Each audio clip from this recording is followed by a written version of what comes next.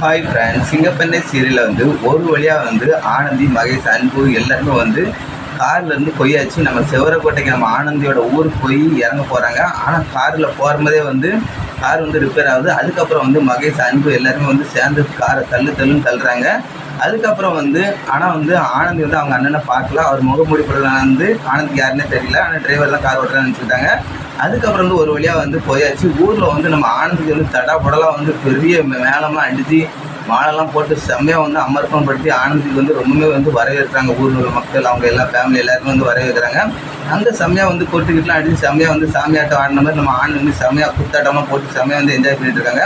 அதுக்கப்புறம் வந்து நம்ம ஆனந்தி வந்து பழிவாங்கன்னு நினைக்கிற அந்த ஊருக்கார வாரம் என்ன ஒரே அமர்க்களமாக இருக்குது அப்படின்னு சொன்னாங்க. சரி செஞ்சுட்டா போச்சு அப்படின்னு அவர் புல்லட் பாண்டி மாரி புல்லட்டில் வந்துட்டு இருக்காரு. புல்லட்டில் வந்து இறங்கின உடனே நம்ம ஆனந்தி கிட்ட போகிறாரு. ஆனால் வந்து அங்கே அன்பு, மகேஷ் வந்து செம்மையாக வந்து இருக்காரு.